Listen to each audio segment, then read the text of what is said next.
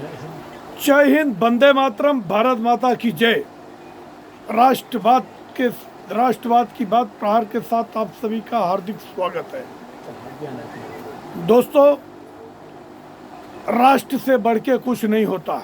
हमारे लिए तो देश सर्वोपरि है। आज जो करतूत राहुल गांधी ने किया है कि पूरे देश में थू थू हो रही है। एक तरफ कि चांदी का चम्मच लेकर पैदा हुए राहुल गांधी और दूसरी तरफ वो बेचारे प्रताप सारंगी जो कि पूरा जीवन सात्विकता में निकाल दिया, साइकिल से अभी भी चलते हैं।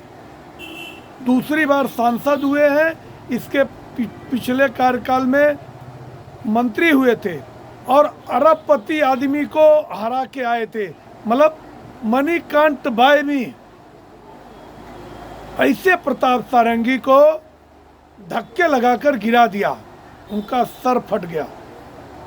चलो, मैं तो प्रेयर करता हूँ, भगवान से प्रार्थना करता हूँ कि हमारे देश के दो सांसद जो अभी आईसीयू में हैं अति शीघ्र स्वस्थ हों। हमारी मंगल कामना उनको मिले। अनायास संसद में जाने के लिए जगह है, पर्याप्त जगह है, मगर हेकड़ी देखो। अच्छा, इनकी संवेदना मर गई है राहुल गांधी की कि अगर व्यक्ति गिर गया, सर फट गया, एक बार छूने तक नहीं गया, देखने तक नहीं गया, हेकड़ी में जा रहे हैं।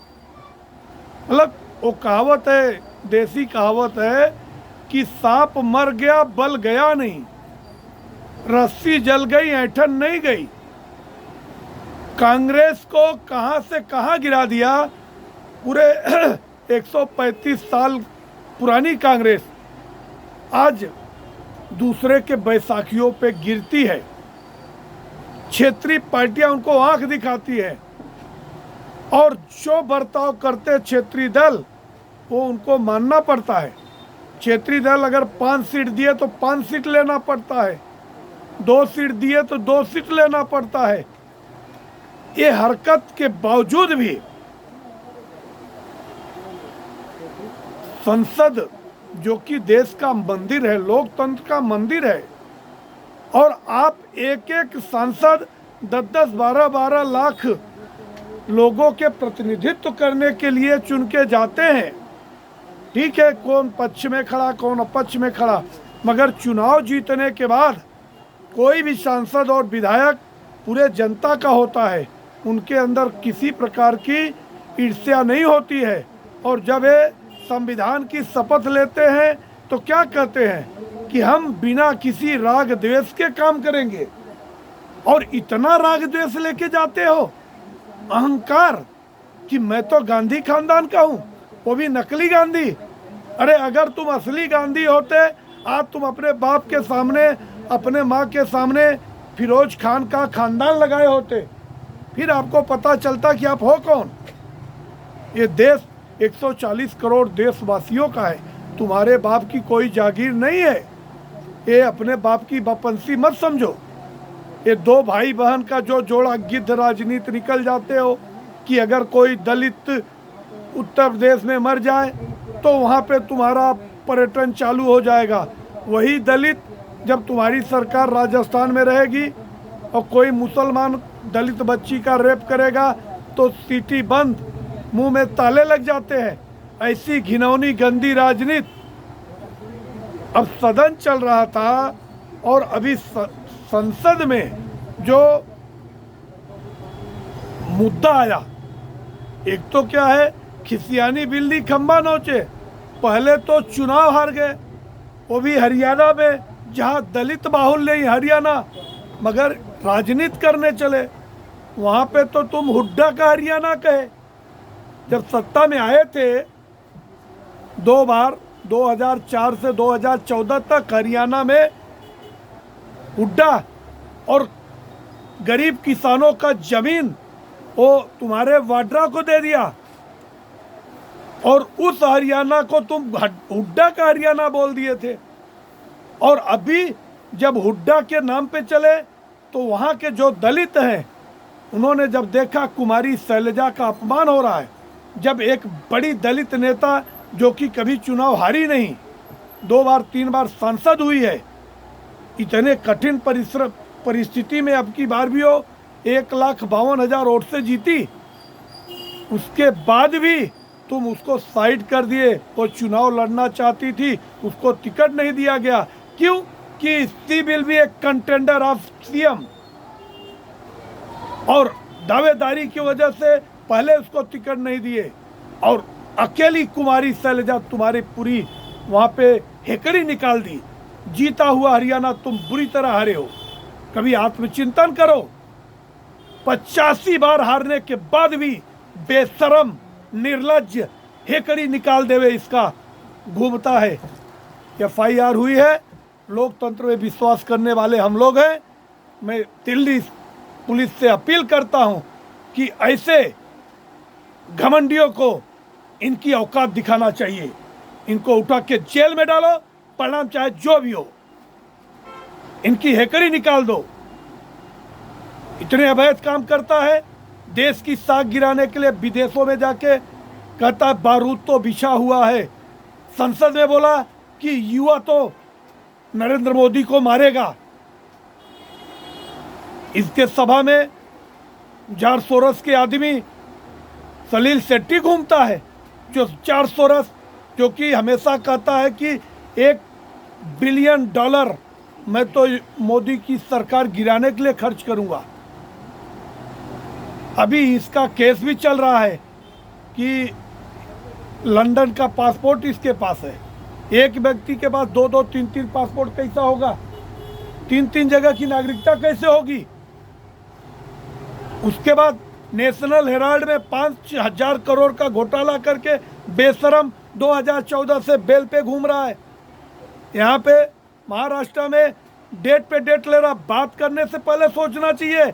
बोला कि अरे वीर सावरकर तो समलैंगिक है, और जब उनके पोते रंजीत सावरकर ने केस किया है, Poona police, Poona court bar बार सम्मन देती है। मतलब कोर्ट को तुम ठेंगे पे रखते हो। मतलब लोकतंत्र कुछ है नहीं और देश में लोकतंत्र की बात करते हो। इकलौते दलित थे जब इंतरिम सरकार बनी थी देश में, और उनको मंत्री बनाए तुम, नेहरू ने, बाबा साहब अम्बेडकर जी को। बाद में उनके खिलाफ 2-2 बार चुनाव लड़वा के उनको हरवा दिए। उनको मजबूर किया गया इस्तीफा देने के लिए। आज तुम अम्बेडकर जी के नाम पे राजनीति करते हो, संविधान की लाल प्रति लेके घूमते। कभी संविधान पढ़े हो? केवल 11 सेकंड का उनका अमित शाह जी का भाषण काट के वायरल करते हो। तुम्हारे ये जो पिद्दी हैं, चमचे, न तो तुम्हारी सरकार कभी आने वाली है और न तुम्हारे चमचों का भला होने वाला है। केवल चोरी, लूट, बेईमानी, खोजती, देश तोड़ने वाला काम करो। तो आज जो भी घटना हुई है, मैं पूरी घटना की निंदा करता हूं और ईश्वर से प्रार्थना करता हूं कि ईश्वर पप्पू को सद्बुद्धि दे। आप देखते रहे राष्ट्रवाद की बात प्रहार के साथ। आप सभी का हार्दिक स्वागत है। नए मुद्दे के साथ फिर आप लोगों के बीच में रूबरू आऊँगा। तब तक के लिए आप हमारे चैनल को सब्सक्राइब करें, अपने मित्रों तक शेयर करें। बाकी ये राहुल गांधी और प्रियंका गांधी, इन दोनों की एक ही हरकत है, बस देशद्रोहियों के साथ खड़े होते हैं, देश तोड़ने का काम करते हैं, दलितों को भड़काने का काम कर रहे हैं कि दलित पिछड़े अगर मोदी सरकार को वोट देते हैं, अगर उनको तोड़ा जाएगा तभी हमारी सत्ता आएगी, और सत्ता में आएंगे तब हम लूट खसोट करेंगे। और दलितों का आरक्षण कर्नाटक में मुसलमानों को दे दिया, जबकि बार बार संविधान में लिखा हुआ है कि धर्म के नाम पे आरक्षण नहीं होगा। संविधान में लिखा हुआ है यूसीसी देश में लागू होनी चाहिए, संविधान में लिखा हुआ है कि 1 नेशन 1 इलेक्शन होना चाहिए, मगर जो भी देश हित के काम होते हैं सभी काम में अड़ंगा लगाया जाता है, उसका विरोध किया जाता है।